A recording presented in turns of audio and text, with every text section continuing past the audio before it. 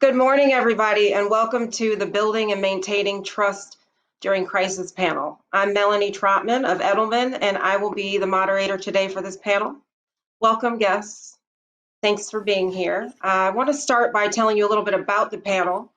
I think it's a very aptly timed session. It comes at a time when all sorts of things are being called into, maybe here in the US.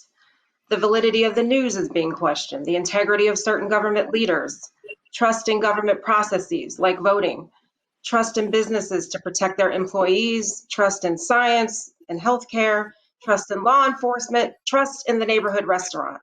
And the list goes on and on. The bottom line is that we continue to face a multitude of crises right now, from COVID-19 and racial reckoning to mass layoffs and financial crisis for many. And it's putting a lot of institutions and leaders in the hot seat as they're faced with seemingly new and never-ending decisions on a daily basis. So we're here to explore how trust can and should factor into those decisions, assessing the state of trust, building trust, regaining trust, maintaining trust. And we have three great panelists here to explore this with. So I want to introduce them. First, we have Lisa Osborne-Ross. She is Edelman US Chief Operating Officer and President of the Washington, D.C. office. Jim Taylor, Vice President of Leadership Initiatives at BoardSource. And Jaap Venema, Executive Vice President and Chief Science Officer at US Pharmacopoeia. Welcome. So I think, this is a great panel. Yeah, I think it's a great panel because you each approach the trust conversation coming from very different, but I think complementary vantage points. And I'm going to start by asking each of you to share a bit about your current role and a brief description of your business, what it does, where you operate, who you serve. And then please also state your biggest business challenge at the moment, just the challenge. And Lisa, I'll start with you. The best way to describe Edelman and what Melanie and I do is problem solve from a communication standpoint. Our clients are multinational corporations, countries, brands, and for us it is about helping people to find their purpose. And so this particular time that Melanie has described, what I have called initially the twin towers of COVID, and then international recognition of systemic racism, and now the third leg of this incoming election. It's an interesting time for us in our problem solving because the problems are clear and apparent, and the counsel that we've been providing, particularly to CEOs as they navigate this, may be some of the most fortifying work that I've done in my career. So I think I answered your question. That's what we do. That's how we do it. And my biggest challenge now is I feel this remarkable need, this sense of urgency that we are on the precipice of significant change. And the biggest challenge I feel like I face in my professional life and as a citizen is to leverage this moment so that it is a movement and not a moment. Great, thank you. Leverage this moment. I think that's a hashtag. Okay, so Jim, please share with us. Great. Well, thank you, Melanie. It's a pleasure to be here with you and with Lisa and with Jaap. As you mentioned, I'm the Vice President of Leadership Initiatives with BoardSource. BoardSource is a globally recognized organization. It's based in Washington, D.C. And we focus on strengthening nonprofit leadership at the highest level, the board of directors. My role is particularly focused on leading our external efforts to amplify issues of diversity, inclusion, and equity, with a special focus on addressing the lack of diversity that we see on nonprofit boards, and the urgency of the need for the sector to do better in that space. We support and we train and we educate nonprofit leaders around the country, and in some cases internationally. We provide lots of tools and resources and research data to increase board effectiveness and to strengthen organizational impact. And we do a lot of work to also serve as a national voice for inspired and effective board leadership.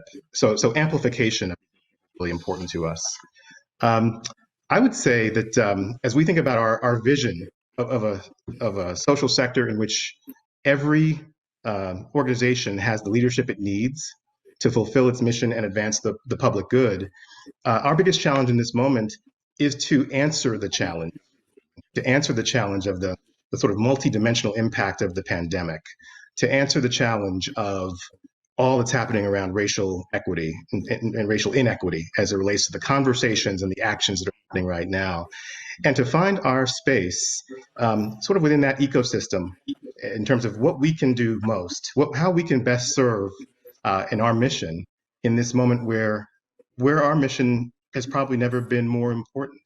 So that's what I see as the challenge, answering the call in this moment. Okay. And that's your hashtag, answering the call. Answering okay. Answering the call. Okay, yeah. Last but not least. Thank you, Melanie, and great to be here with you and everyone else. So I represent the US Pharmacopoeia, United States Pharmacopoeia, but we are a global organization. We are working in over 150 countries, and we're a mission-driven nonprofit organization. And our mission is to improve global public health. And we do this in a number of ways, primarily by providing quality standards to ensure access to quality medicine throughout the world and also other related programs. So in that sense, our biggest challenge at the moment is actually maintaining our operations like many of us do, I'm sure, on this call, because we heard the call. Now more than ever, the world needs quality standards with so many disruptions to supply chain, so many challenges that are happening in these unprecedented times.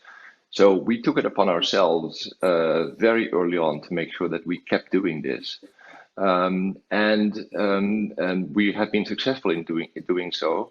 And learning from what we're going through right now is to really look at structurally strengthen the supply chain, structurally make investments, not us, but all of us together, to make sure that we learn from this crisis and be better prepared. And in that conversation, of course, we spent a lot of time looking at equity. For us, it's really important to provide solutions, to provide equitable access to quality medicines, because it's so important.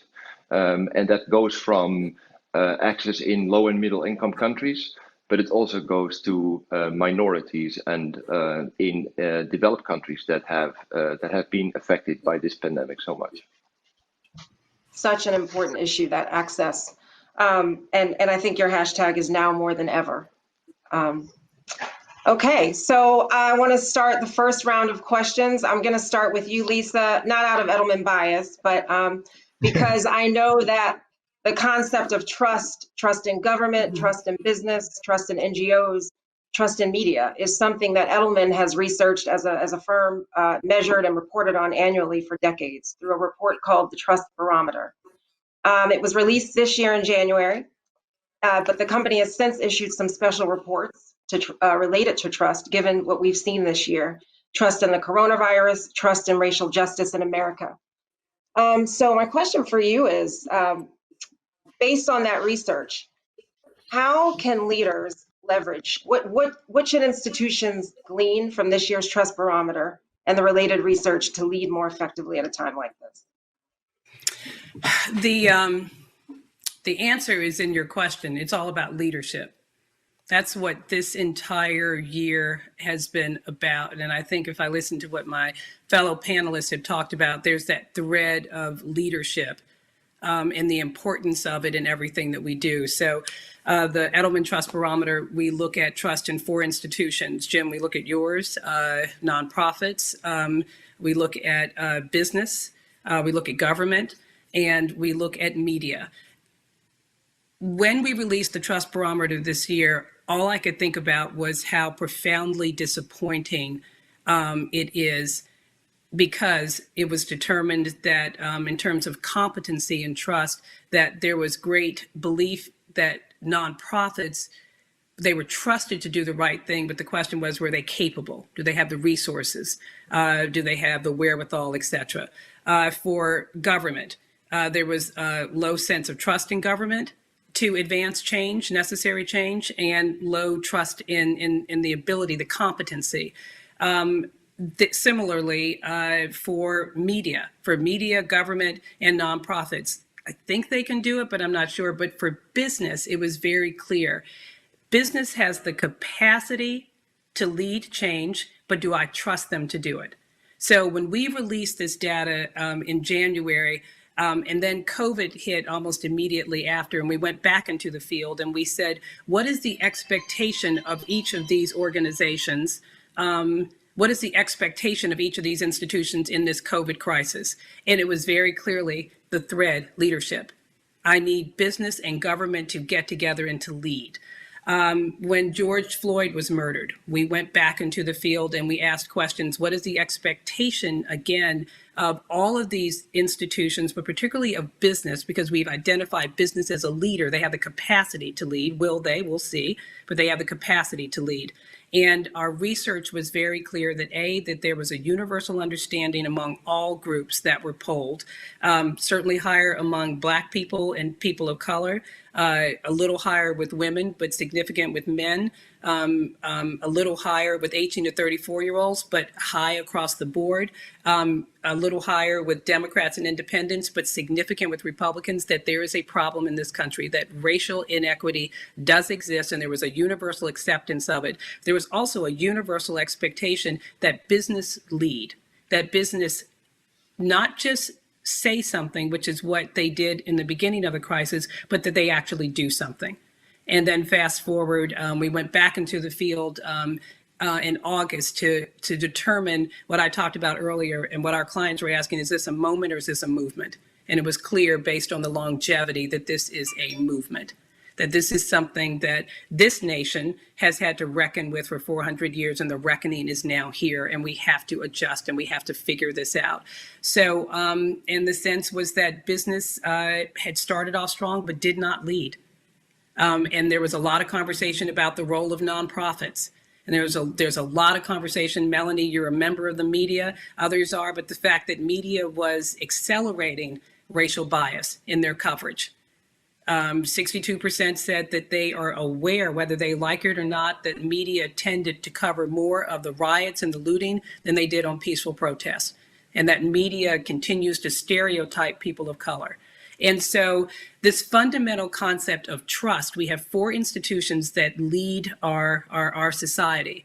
And if those institutions all rise to the occasion and help to address all of the issues that COVID has unleashed and revealed, and that we are experiencing as a result of racial inequity or recognition of it, if all 4 institutions stood up and stepped up, then they could secure trust from people like all of us.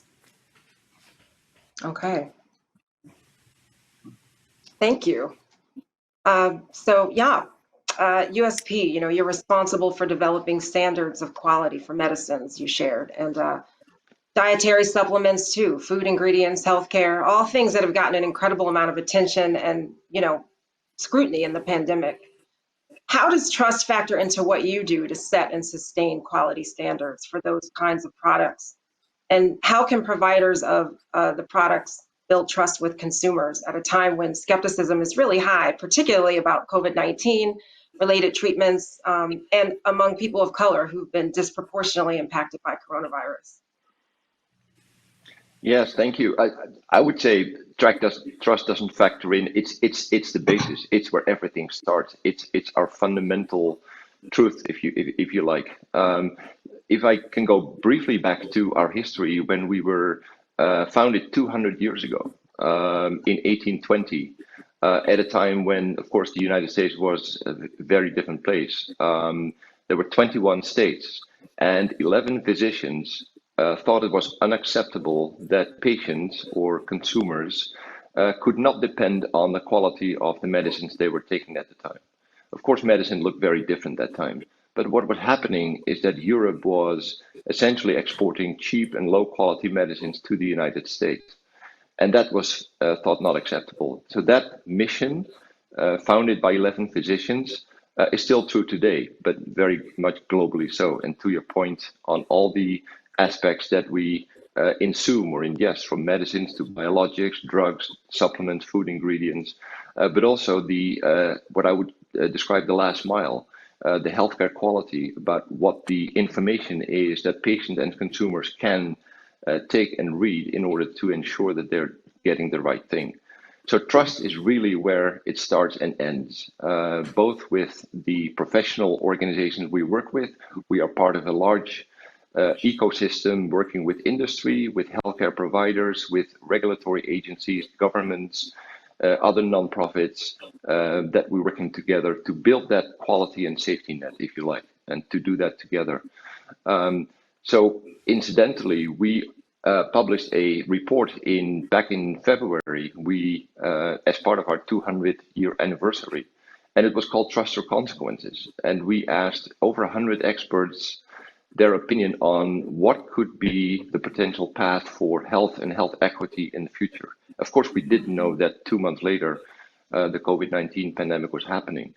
But what was very clear is that there are scenarios where, as a world, we go on a path where we share the equity, we share the innovation, we share the access, and truly make this together. And there were darker scenarios where that didn't happen, where the high quality and the access to medicines and the essential medicines was restricted to the rich and the happy few. It wasn't an exercise in what scenario was going to be true. It was an exercise in possibilities and how we can all work together to make the best scenario possible. So that spoke to durable and global cooperation, investments into some of the things that I mentioned. Of course, we didn't realize then 2 months later, one of the scenarios started rolling out right in front of our eyes when we saw all the terrible things happening that are happening now.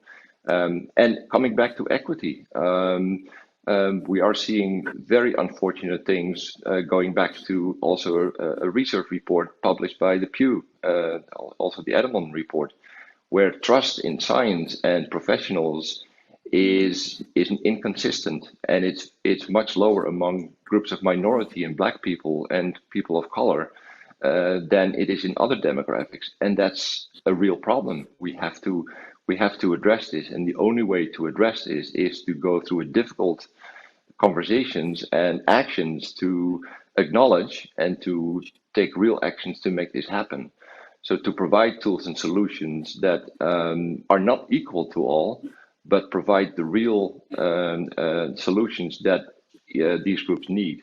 And that's what we're committed to and that goes from prioritization to communications, everything we need to do together as USP, but again, in the framework of that ecosystem that we're all working in together.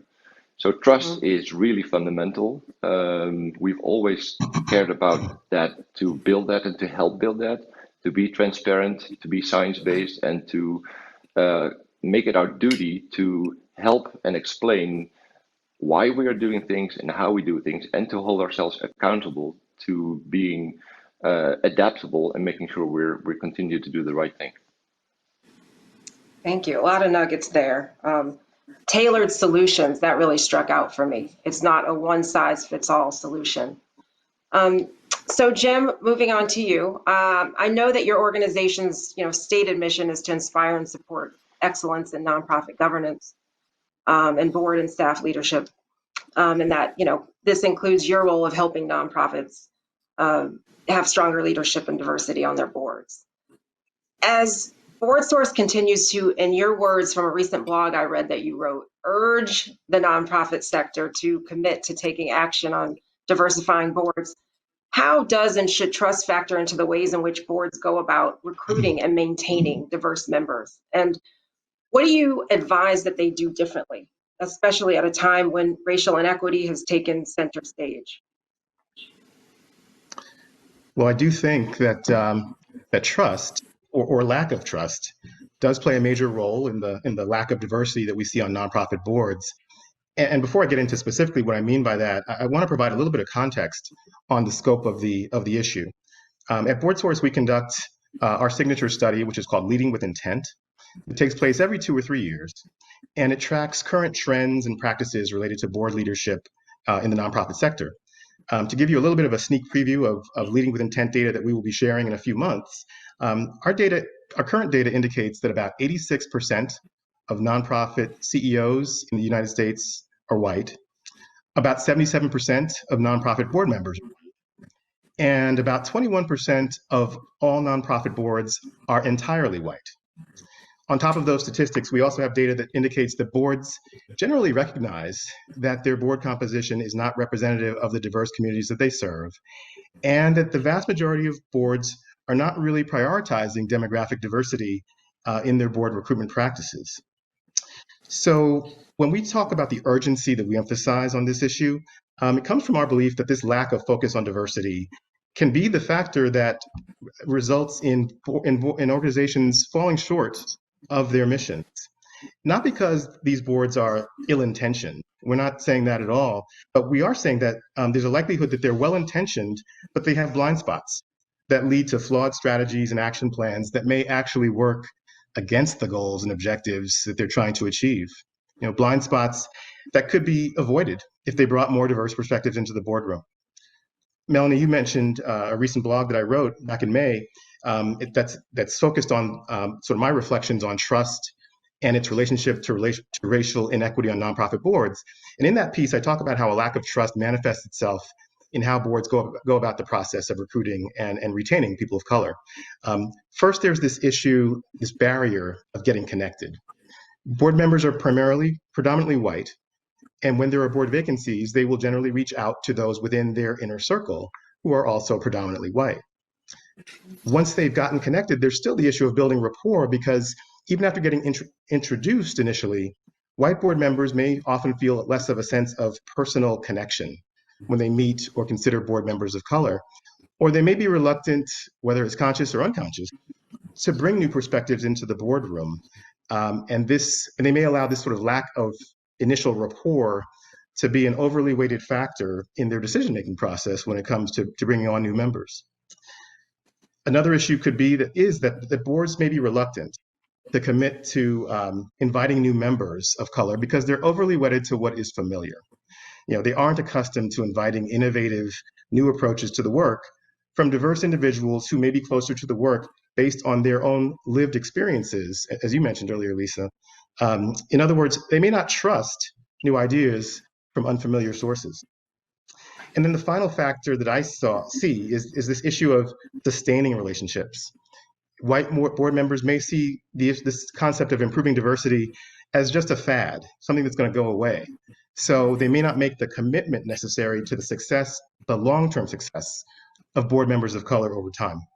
And they may be reluctant to share power and influence on the board with those individuals whose perspectives and experiences may not align with their own.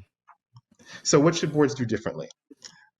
First, I think it's really important for boards to have discussions about these concepts of diversity, inclusion, and equity to make sure that they understand why this matters, how it will make them better to become more diverse in their composition, more inclusive in their culture, more equity focused in how they operate in the world and how they see the issues that they're trying to address. Then once they've established that sort of mindset and the approach, reach out outside their normal networks. Post positions on sites that attract diverse candidates. Look to local chapters of national professional and civic association, thinking about the National Black MBA Association, the Hispanic National Bar Association, National Black Chamber of Commerce, national organizations that have local chapters where there may be some really wonderful candidates. Engage staff in the work.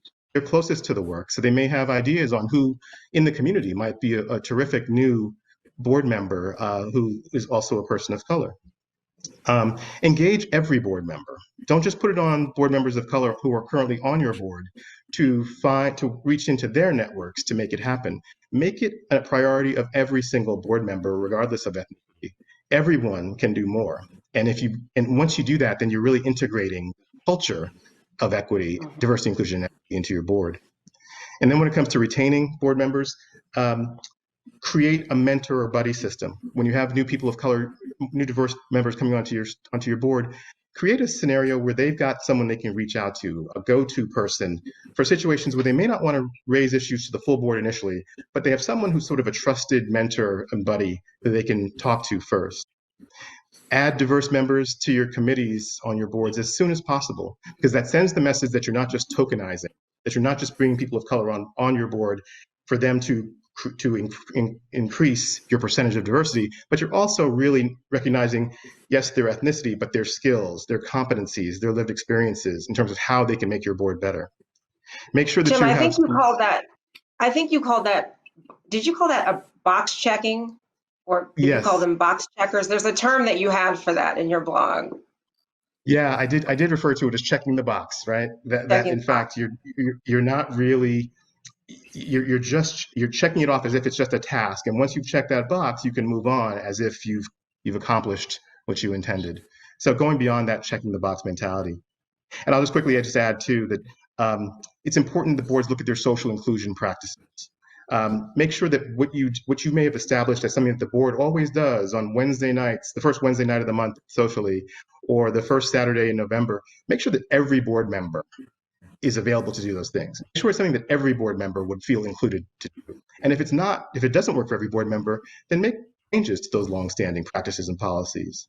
And then the last thing I'll just say on this point is, once you've recruited diverse members to your board, ask them what the recruitment experiences was like. Ask them what worked well for them.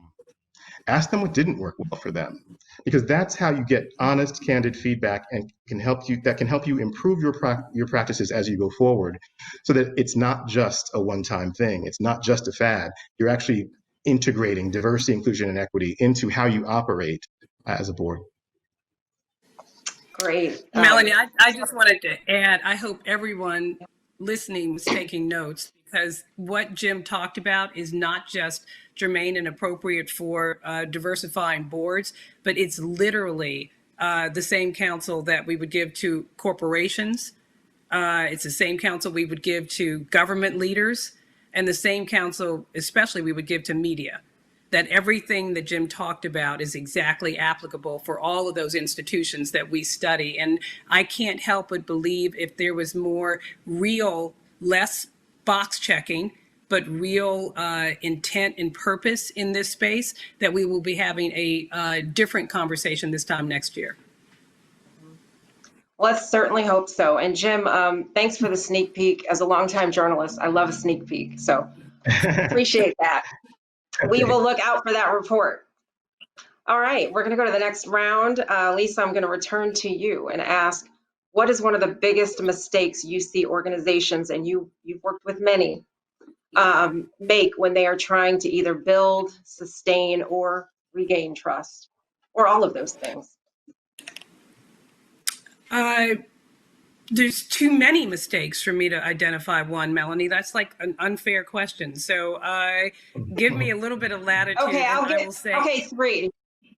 Okay, all right. One, I think the biggest mistakes that all 4 of those institutions make in not establishing trust is that they're not doing it for the right reasons.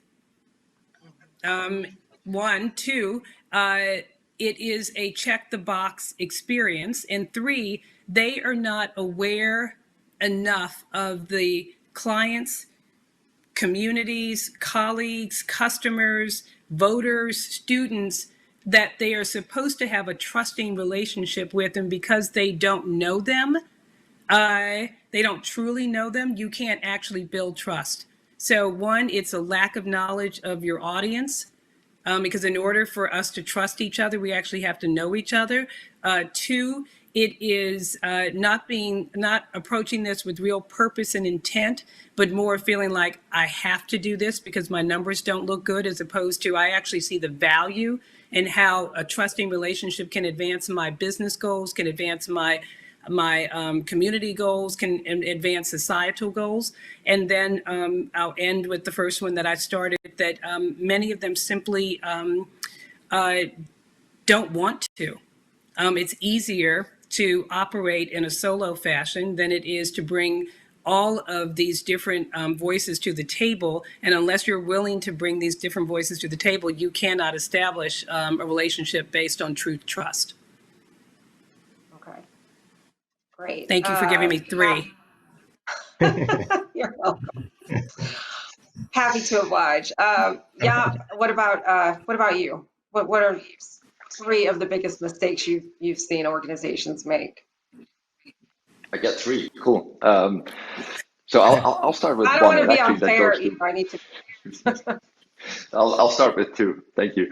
That actually also goes back to the wonderful statement that Jim made just on the diversity. So the first mistake that I see is that businesses don't consider this core. I think it also goes back to, for us, trust is the fundamentals externally, also internally.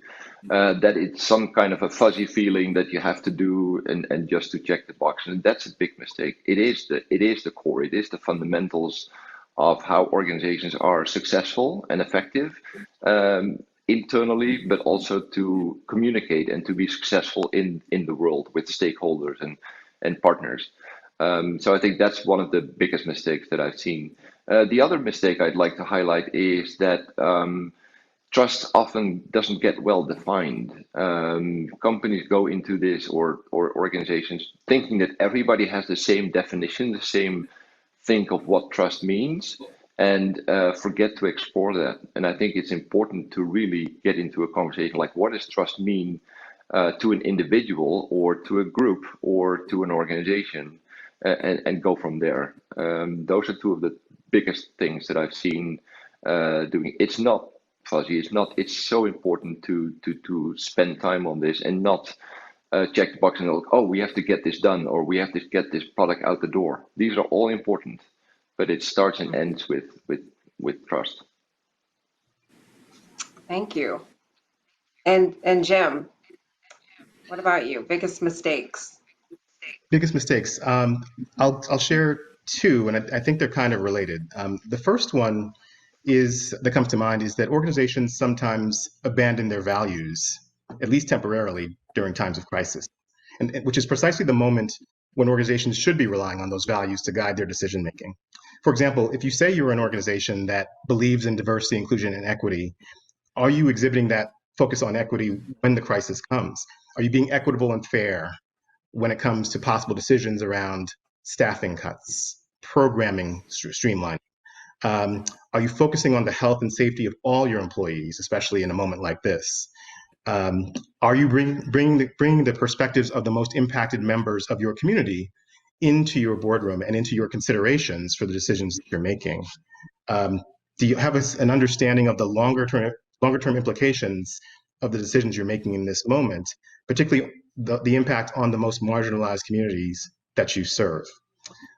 So really staying true to your values is something that I think is really important in a moment like this to sustain trust, and is sometimes can be the thing that slips away because you're so focused on the moment and getting it done that you might abandon things that are less convenient, but would be more true to your values. And the thing that I would mention too, that's sort of related to that, is to make sure that you don't overpromise in a desire to please everyone. I'm thinking about a workshop I was in about a year ago with other nonprofit leaders.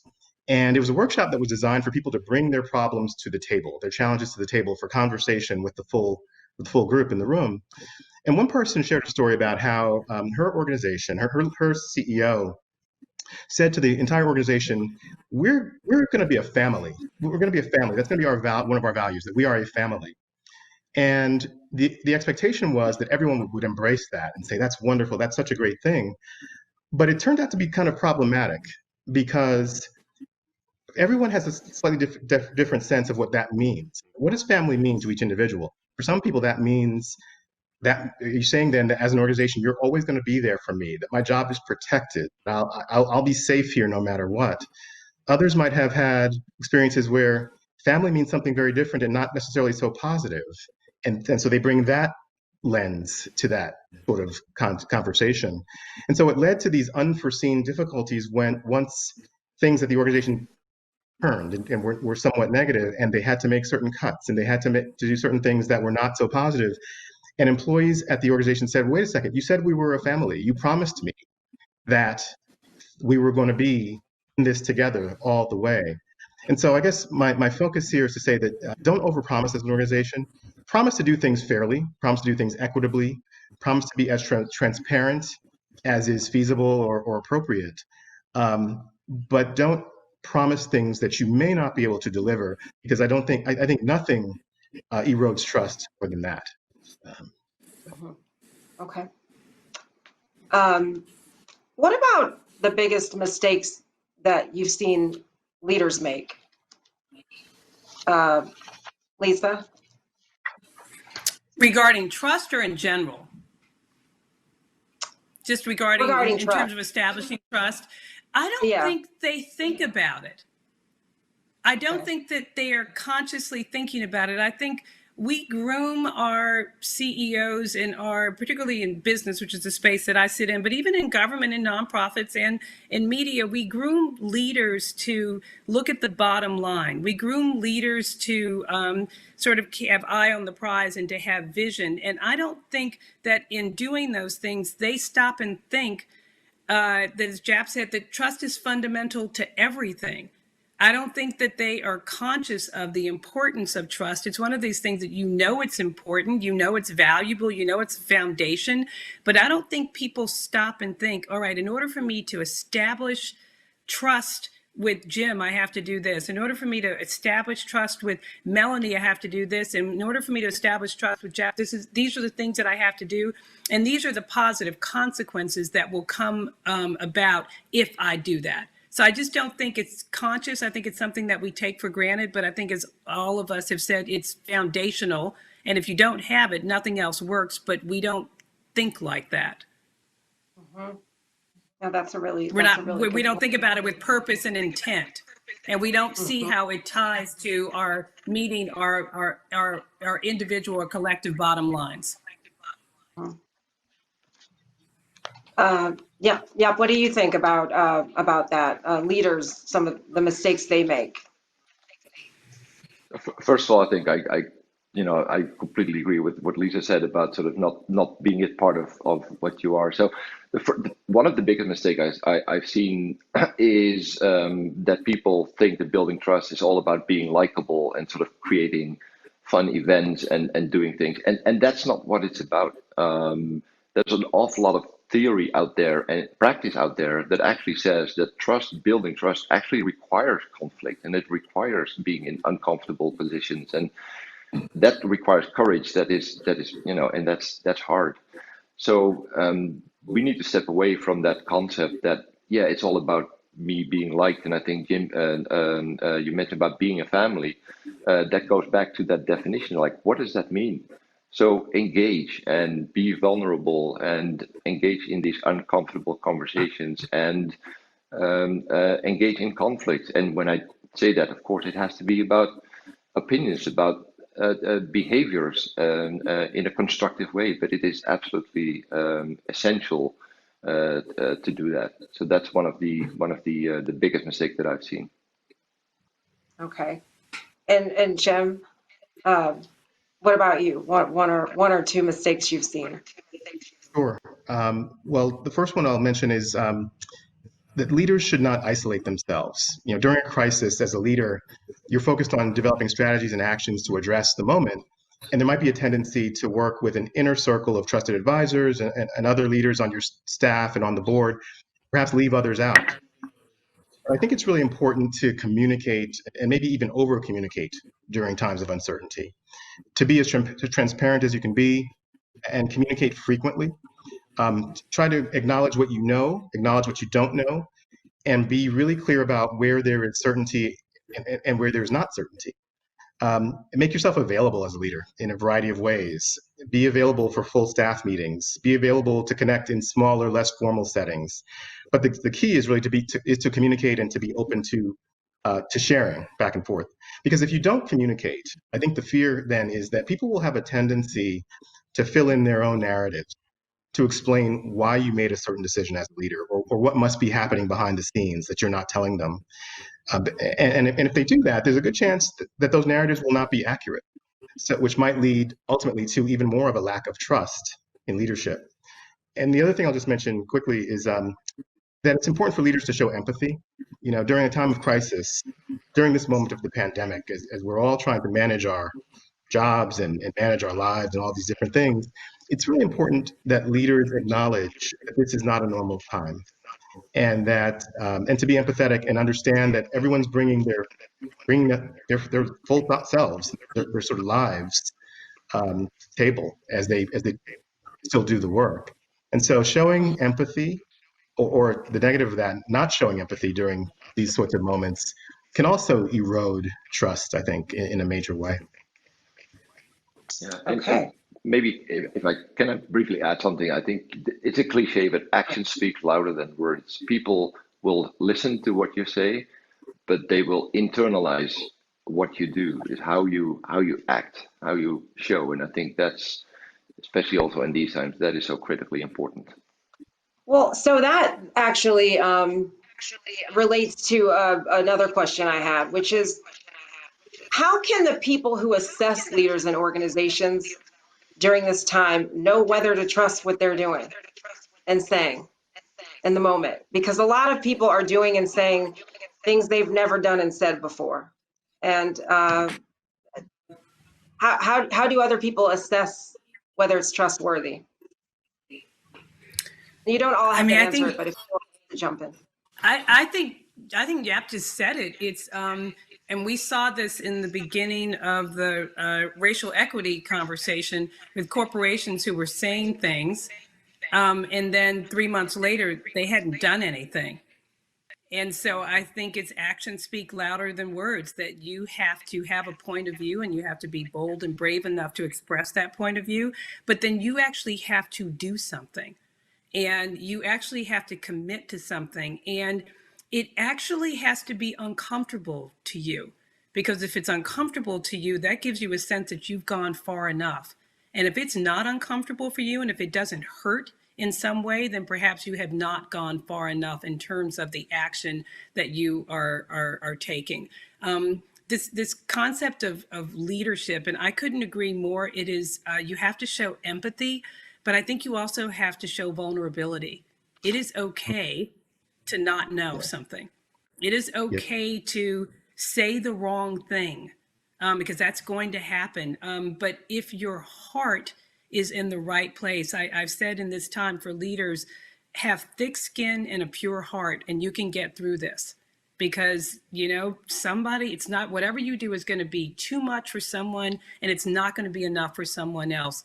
But if you are true to yourself and you are doing this with purpose and intent, you should be fine. But you should be okay to kind of be yourself. And I think that when people see a real person, they trust that person, whether they like them or not.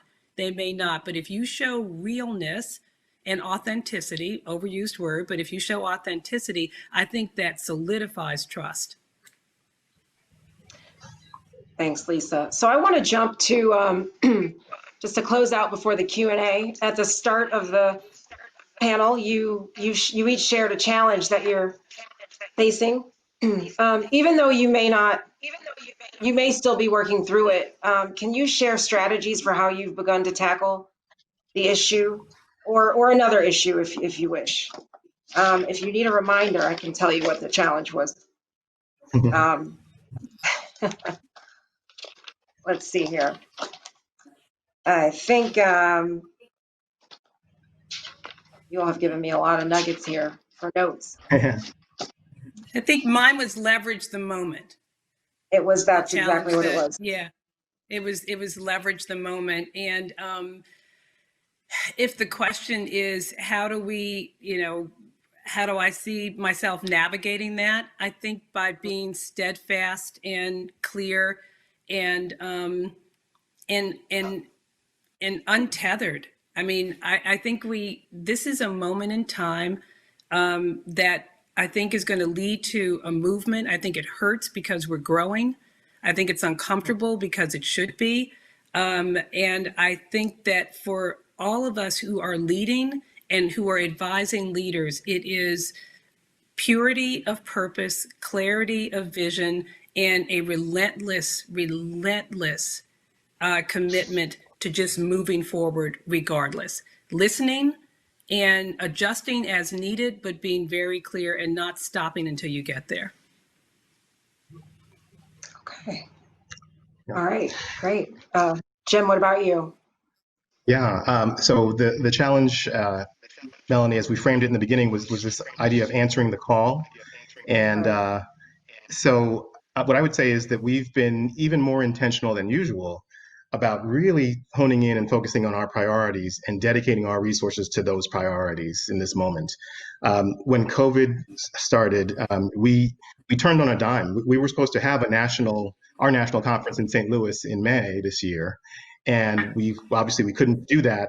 And we immediately turned our focus to answering the call as it relates to providing a specific web page with lots of resources around COVID-19 and creating and curating resources that related to nonprofits, whether it was around fundraising or strategic planning or legal issues, just helping the sector navigate this COVID crisis.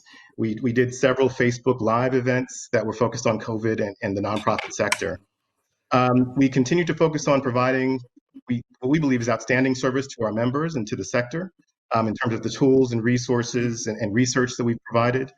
And we have been extremely focused, and particularly, and I say this personally as well, particularly focused on diversity, inclusion, and equity, creating and curating tools and resources, conducting lots of training sessions, writing blogs that speak to racial inequity and COVID and the disproportionate impact of COVID on people of color. And so, that's how we've tried to answer this moment, and try to recognize that, again, this is a moment in which we think about the entire ecosystem and how the ecosystem is affected, and our role within it, the role of our fellow stakeholders within it, and how we best serve the communities that are most impacted. Okay, great, thanks. Yeah, I think, yours was sort of now more than ever, and you mentioned just, excuse me, maintaining, maintaining your operations, that was a big one. It is, and I think that continues to be the case. We're being successful there, but let me give an example of what we did early on in the pandemic and some of the resources that we provided to our stakeholders. So very early on, we were immediately confronted with shortages or problems in areas such as hand sanitizer or personal and protective equipment. That was critically important, not only for the population, but especially for the frontline workers in healthcare and in other sectors. So we had an unprecedented response from both our own organization, but also with working with healthcare providers and regulatory agencies to make sure that we did the right thing to allow and to enable organizations and companies to, first of all, produce the hand sanitizers in the correct way, but also to make them available in the quantities that were necessary in settings where it was absolutely critical. So that's just one example of how that very response, almost overnight, within a couple of days, we set that out, and that continues.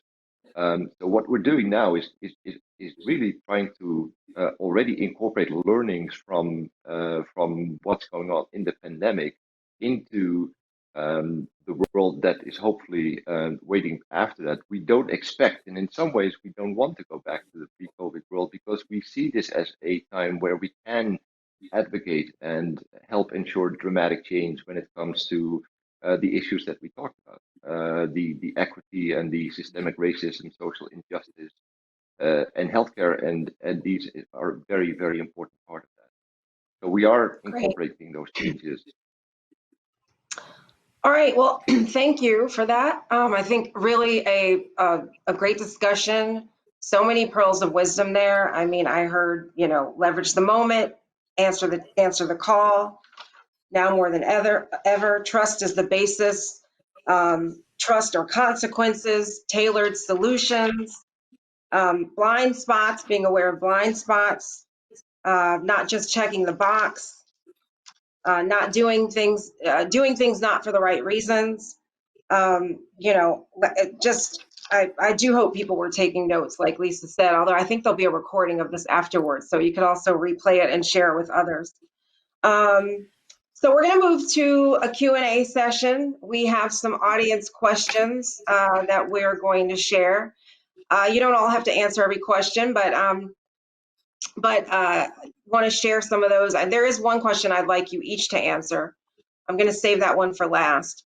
So yeah, I'm going to start with you. There's a question that is, how do you get the population comfortable with COVID-19 when there's so much misinformation? How do you do it? That's a very tough question, but a great question. And it requires a village.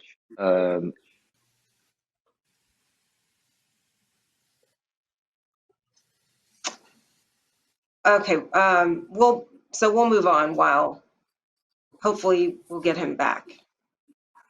Well, so then I'm going to ask Lisa and Jim.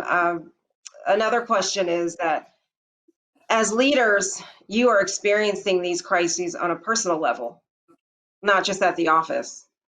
What lessons have you learned, or what can you share about how you've sustained yourself personally to show up with the strength that you need to show up with professionally?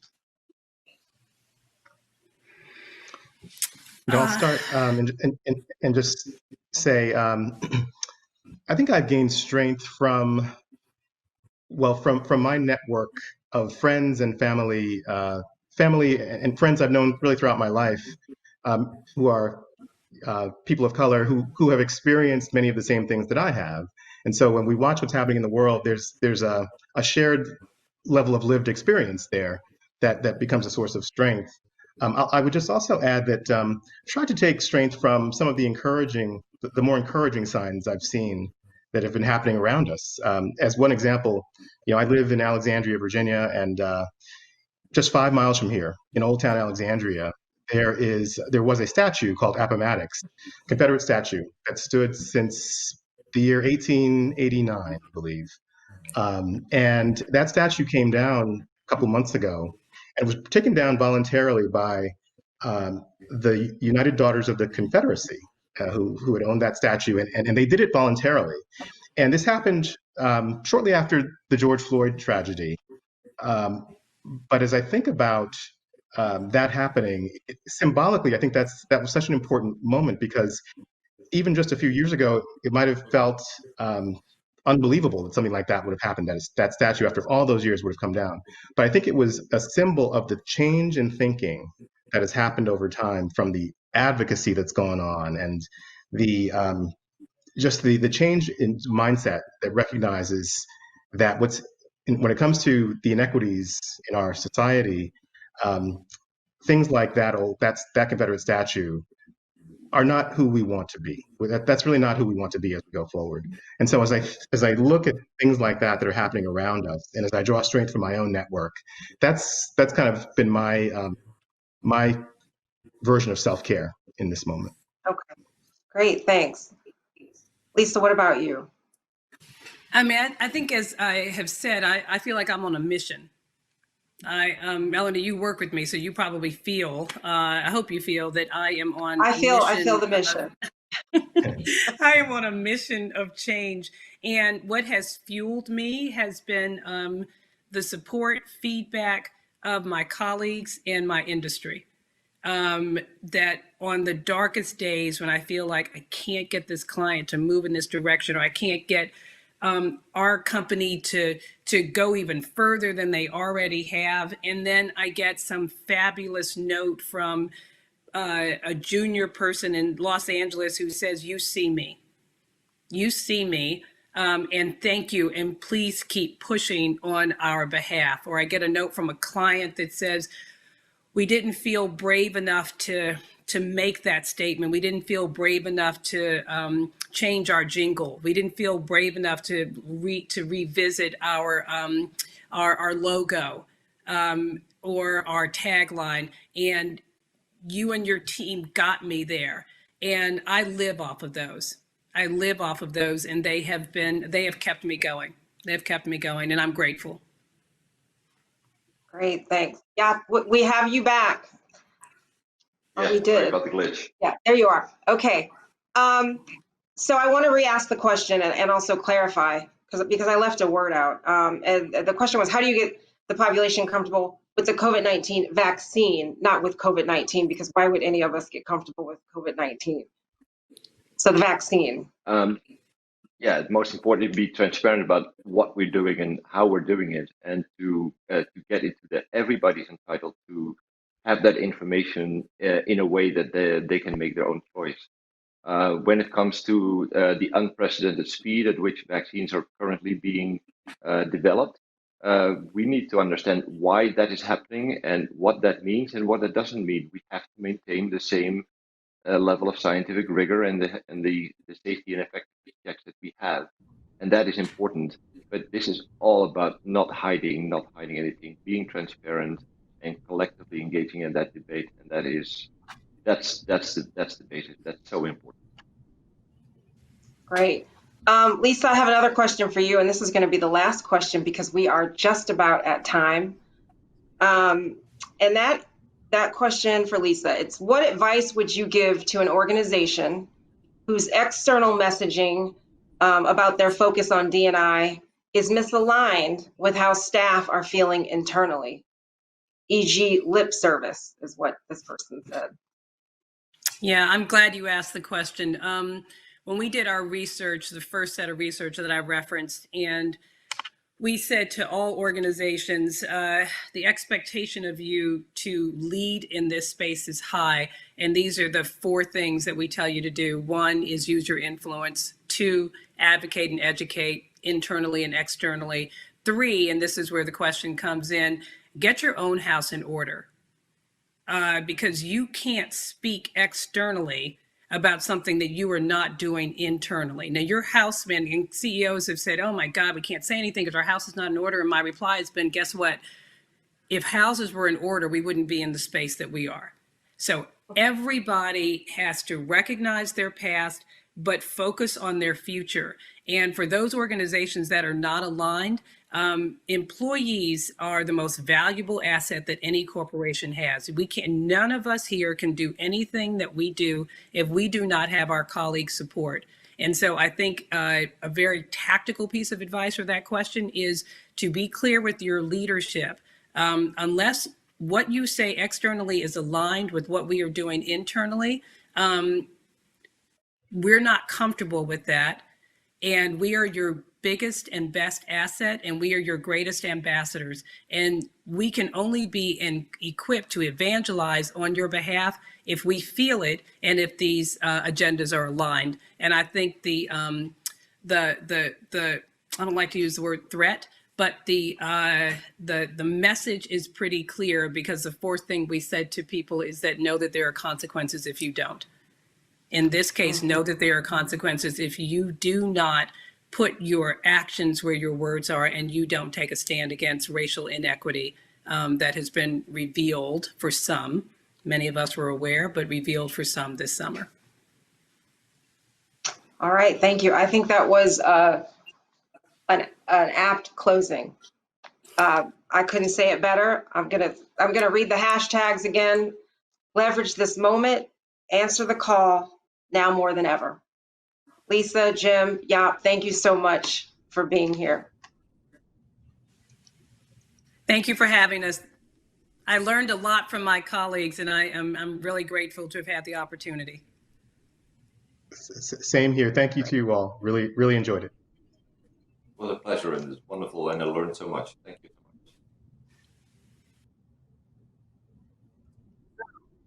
Look at this. I mean, that was an amazing. I mean, I was riveted. I've learned a lot. I have pages and pages of notes. I am leveraging the moment. I'm going to answer the call. I am doing this now more than ever. Thank you so much to Melanie and Lisa and Jim and Jaap. My phone was going crazy. I was getting texts like, oh my gosh, this panel, it's amazing. Thank you all so much. But now we get to go to the Youth Are Watching part 2. So yesterday we premiered part 1. These youth are serious. Their messaging is real. You can't talk about the future without including the future. So now here's a look at the future.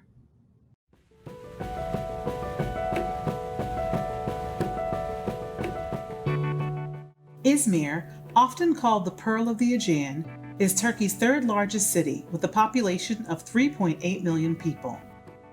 Gunjan Özdemir hails from Izmir but is studying at Bilkent University in Ankara, Turkey's capital city. He is deeply concerned by inequity across all aspects of society and runs a complimentary translation service to asylum seekers from Syria, Iraq, and Iran. Gunjan comes from a family of teachers and is continuing his family's work and legacy by tutoring children from underrepresented communities in math and physics. I grew up in Izmir. It's a coastal city in Turkey. I come from a family full of teachers. My grandparents were teachers. My parents are both teachers. So I was lucky to be in an environment where education was pushed.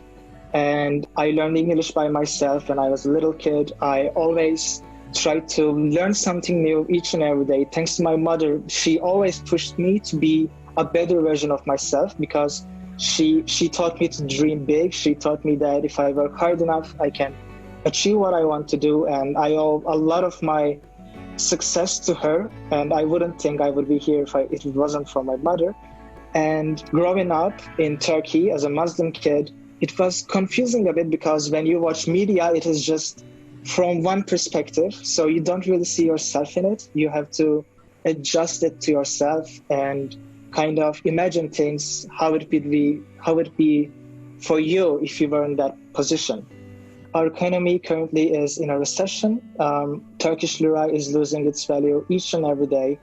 Us being politically divided doesn't help that.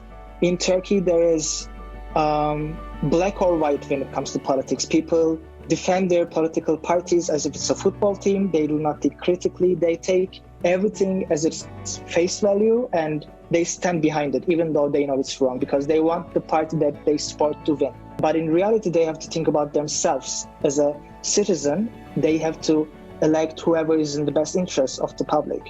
But in Turkey, it is really hard to have a meaningful conversation about politics because, as I said, people are just so devoted to their political parties. You cannot change their minds when it comes to certain issues. For example, you cannot talk about them in tolerance. You cannot talk about them in acceptance of other sexualities, for example. You cannot do it. And it all comes from the black or white aspect of politics. And if we want to make our country for the better, we have to change that. We have to think critically. When it comes to COVID-19 and Turkey's response, I believe that so far we have done a good job, especially when I watch the news and see some people around the world are against masks for some reason. And those countries are referred to as first world countries. And I grew up people telling me that if you want to have a better life, you have to live in those countries. Those people in that are just so tolerant. They are educated. They are the people that you want to be living with. And now when I watch the news, I see that, was it a propaganda? It almost feels like propaganda because when I see the actuality of it, when people face a crisis and see what they can do, it almost feels like a fiction. In Turkey, I can say that masks are mandated. There are no ifs and buts around it. If you want to go outside, you have to use one. And I haven't seen any protests going around. And this is especially surprising considering the fact that Turkey is by many an underdeveloped country. And if you ask other people, they will say that it is full of uneducated people. And it is just the impression that people have of Turkey and countries like Turkey. But I guess it just goes to show that a strong community can stand against anything. I come from a family full of teachers. I am not afraid if my mom goes to school and gets sick. I know that it is going to be distant. She will not have to go to school. I will not have to worry each and every day if my mom will come home well. But I see in the other parts of the world, schools are opening, and it is especially concerning when you consider the fact that teachers are mostly underpaid. When you force them to risk their lives just for economic reasons, it is just, to me, really sad. This was a test, and it showed the true faces of many governments and many people. This is Rio de Janeiro, a densely populated city of 13.5 million people in southeastern Brazil. Cesar Varela is a young activist who has coined his activism artivism. A well-known performance artist who tells stories of injustice through his art, here he talks about his artivism, life in Brazil, and the realities of life in favelas and beyond for Afro-Brazilian people. Então, o ativismo, ele se apresenta para mim mais na prática do que na teoria no começo, né? Eu praticava antes de entender o que eu estava praticando. Então, eu sempre fui muito questionador e acabava que eu estava praticando o ativismo antes de entender o que era o ativismo. E em relação ao ativismo, ele vem para mim porque eu expresso meu ativismo através da linguagem artística, né? Então, a gente usa esse termo artivismo, que é o ativismo político, que é a arte política, né? A arte que reivindica, a arte que não é só arte pela arte, é a arte que tem alguma coisa a dizer, né? E no nosso caso, nossos corpos, a gente tem muito a dizer. Então, quando a gente começa a entender a situação racial do nosso povo no país, seja nesse ou em outro, a gente começa a se incomodar. E aí, quando a gente tem consciência do que realmente está acontecendo, né? Porque quando a gente é muito novo, a gente se incomoda, mas a gente não sabe com o que a gente está se incomodando. Então, quando a gente começa a ter consciência desses atravessamentos, a gente quase que instantaneamente começa a responder a eles, né? A gente começa a reagir a eles. E seria impossível para mim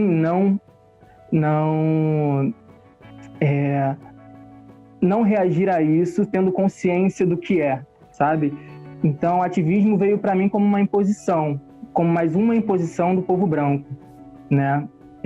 Eu não gostaria de ser ativista, eu gostaria de estar fazendo outras coisas, mas eu sou forçado a ser ativista, sou condicionado a ser ativista porque o racismo existe e eu não posso ignorar. Os maiores desafios aqui no Brasil é a nossa polícia. A nossa polícia ela é uma polícia genocida, ela é uma polícia racista, que ela não está aqui para nos proteger, né? Digo a mim. Ela está aqui exatamente com essa função de extermínio, tanto que a gente teve um problema muito grande, que era a questão do isolamento. Nós tivemos mortes por operações policiais que invadiram casas de pessoas pretas que estavam em isolamento. Então, nem o direito dessas pessoas se manterem em isolamento elas têm, né? E aí, isso também influenciou com que a gente fosse para as ruas, né? Muitos do movimento negro fossem para as ruas reivindicar, mesmo com a pandemia crescendo aqui no Brasil. Então, as pessoas abriram mão de se preservar da pandemia para lutar, entendeu? E para expressar a sua revolta contra a polícia que não estava deixando elas ficarem isoladas. Porque o que adiantaria manter o isolamento para não pegar a doença se a doença que mais mata, na verdade, é a polícia e ela invade a nossa casa, entende? Então, eu acho que não é um problema só da pandemia, sabe? Não é um problema de agora, é um problema que já vem há tempos, mas a polícia, eu acho que é um dos maiores problemas que a gente tem, dentre tantos, que a gente tem outros. Então, eu acho que frisar a polícia como o nosso maior inimigo, em conjunto com o Estado, é importante. É importante porque as pessoas pretas aqui no Brasil e as pessoas pretas de periferia não têm o direito de se manterem preservadas da doença, não têm direito de fazerem isolamento, seja por causa da intervenção policial ou seja por condições financeiras.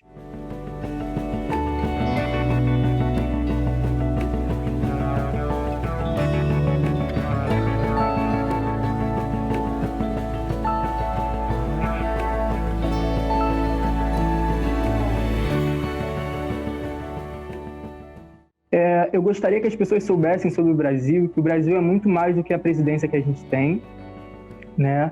O Brasil é muito mais do que floresta também, mas é floresta também. E que o Brasil, ele tem um grande potencial, né, na sua juventude. Ele tem um grande potencial de mudança, ele tem um grande potencial de impacto. Que apesar dos pesares, né, de tudo que a gente vem passando, essa palavra é cansativa, mas a gente vem resistindo e a gente não vem só resistindo. A gente vem existindo, porque a gente cansou de lutar para existir. Porque, como você disse, a gente citou a morte do Jorge com essa asfixia, né? E o nosso povo preto vem sendo asfixiado pela cultura branca há muito tempo, Índia. Nosso povo preto vem sofrendo essa asfixia cultural e essa asfixia física. E a gente quer respirar, né? A gente cansou, a gente está querendo respirar e a gente vai respirar. A gente não está pedindo muito, entendeu? A gente só quer o direito de poder respirar e a gente está querendo agora mais que isso também. Não quero só respirar, eu quero respirar fundo, eu quero ir longe, eu vou e muita gente vai comigo. This is Nairobi, also known as the Green City in the Sun. It's Kenya's capital city with a population of nearly 4.4 million people from 42 distinct tribes with 68 languages spoken. Wairimu Wahome is 17 years old and in her final year of high school. The youngest of this group, she is a fierce women's rights activist, a mantle she took up early in her life. So the thing about feminism and feminists is that we're very widely misunderstood. People see us as fighters and people who want to disrupt the system and make people extremely uncomfortable. Actually, a friend of mine refers to me as the fighter because he seems to think that I argue about everything because I point out the things in conversation that are very oppressive that he does not notice. The solutions to the problems that feminism aims to address are solutions that are not on the surface. They're not solutions that you'd easily find. It's not a solution that you say A, B, C, D needs to be done and the problem is solved. Feminism and the matters that feminism aims to address are problems that are deeply rooted in our society and are problems that we must address by addressing the things in our society that cause these problems, because every problem has a root cause. And if the root cause of a problem is the people and how the people relate with one another and what the people believe in, then those things must be addressed and not necessarily changed. After the incident involving George Floyd, we saw the video, we were all very upset, and many people started talking about, before there was an American dream, there was people who really, their goal was to move to America and live there because they'd barely seen the injustices that happened in America. Many of my friends who wanted to go to uni in the US, many of them backtracked and decided to look into unis in Kenya and Africa, which is a great benefit to our continent because it reduces brain drain. So I think it sparked conversations on the potential that our continent has and our country has, and it also sparked conversations on colorism and the things that we say, how if you're lighter skinned, you're more pretty, if all these things, we started talking about them. And that was very interesting to see people changing their minds and changing their plans completely and saying now that they want to go to uni in Nairobi or they want to go to uni in Cape Town. We started to talk about also how the police treat people, not based on race, but based on social stratification, because now people started to notice that, in fact, it is a fact that if a policeman meets somebody who is wealthy, they're more likely to get out of that situation than somebody who's not. And because people were seeing people talking a lot about George Floyd, people started to say, why are you talking only about George Floyd and you're not talking about the things that are happening here? And that sparked conversations because now people are trying to educate themselves more about what's happening here, because I found that even here we focus so much on what's happening in America and the UK, and people fail to watch the news here, and people are not interested, especially people my age.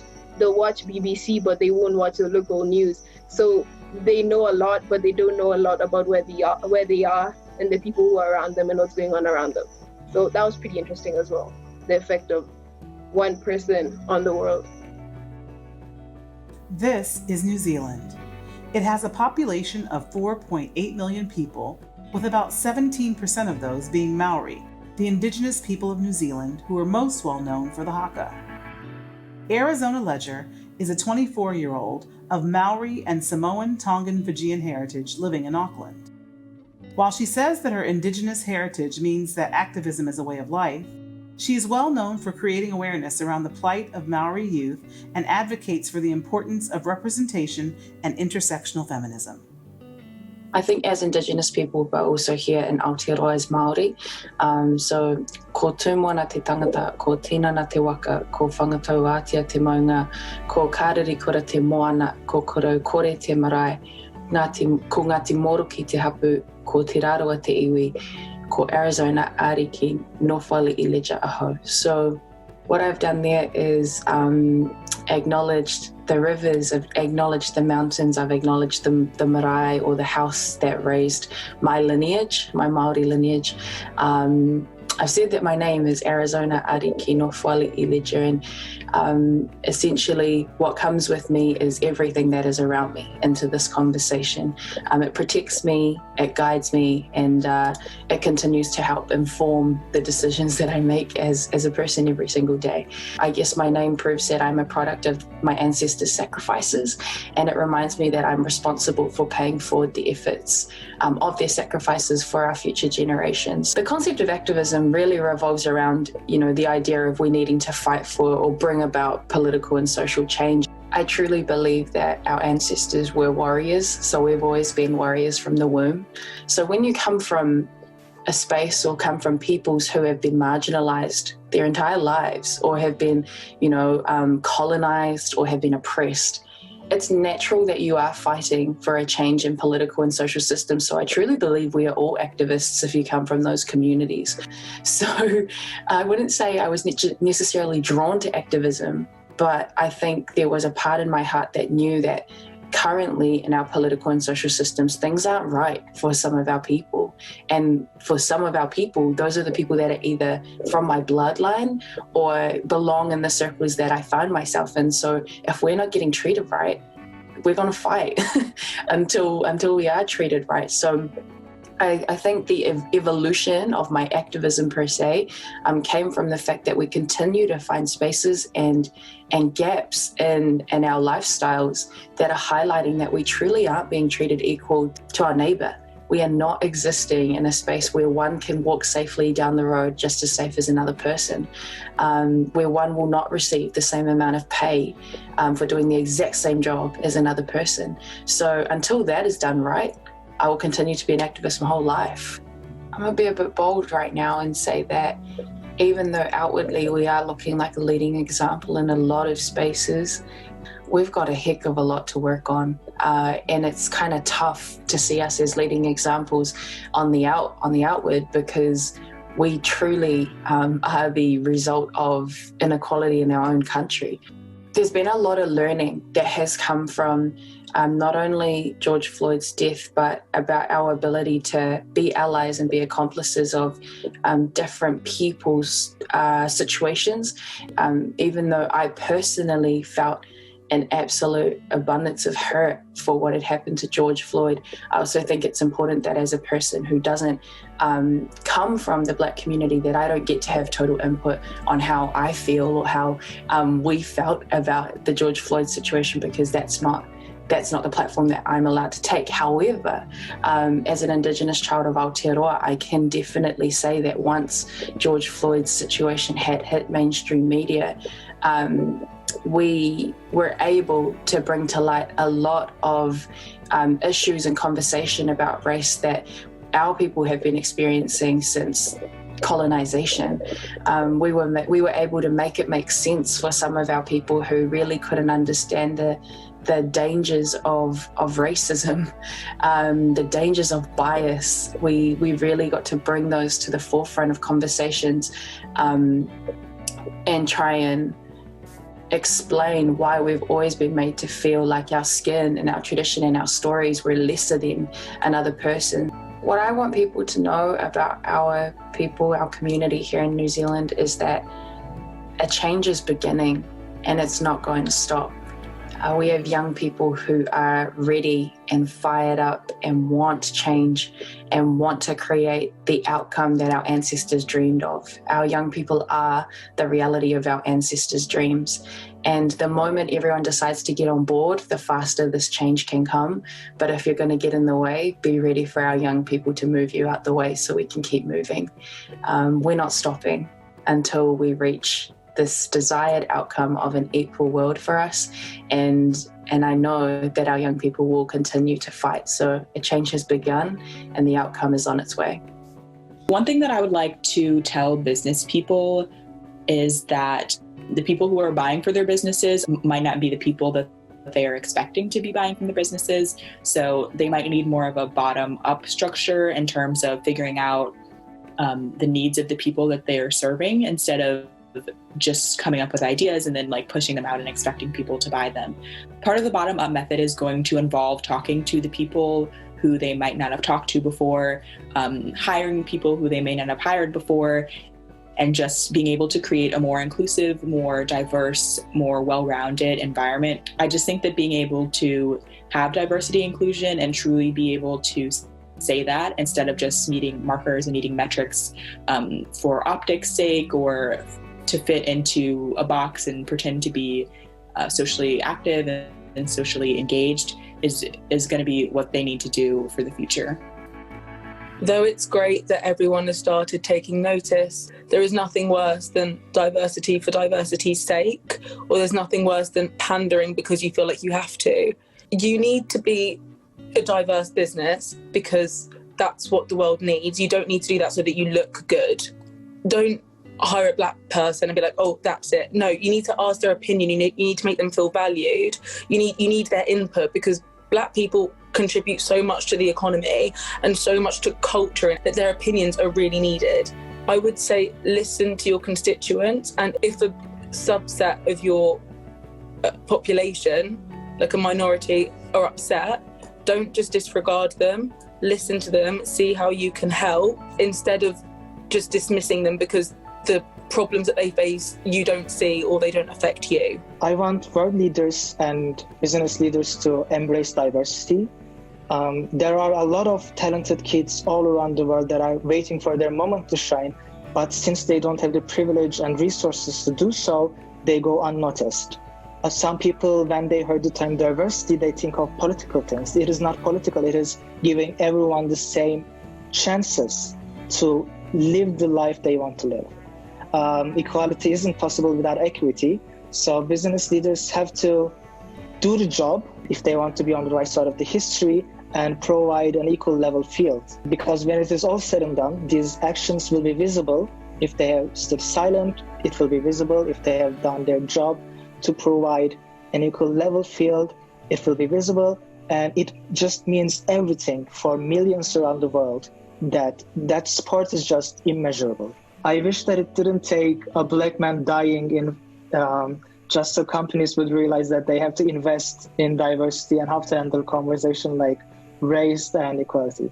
Keep in mind that when they're gone, we'll be left with this planet, and that our environment needs to be preserved, because the earth, we have only one, and at the end of the day, we'll have to deal with the consequences of the decisions that they're making now, and to make job opportunities more available to people from all walks of life, especially in Africa, because I have a strong passion for Africa, and the understanding that these people are seen to be less than and to be besides from what is supposed to be, then their lives are so much more difficult. I would want business and world leaders to check their platform, check their privilege, understand how much they have, and then move out the way and give the mic and the platform to our young people, because it will be our responsibility as the future generation to restore the effects of what's going on for us at the moment. And whilst we are grateful for what has been laid down for us already, this change is coming faster than we would have expected. And so now it's time for you to use your platform to create and affect change by moving out of the way and offering those platforms to our younger generation, so we can get started on recovering our world, on recovering our nations, and on recovering the state of what our people have to live in at the moment. Está entendendo de onde veio, está enxergando para onde vai, não está deixando mais ninguém ditar para onde ele vai. Né, a gente tem agora a percepção de possibilidades onde a gente pode chegar, todo mundo pensando grande, todo mundo querendo chegar longe.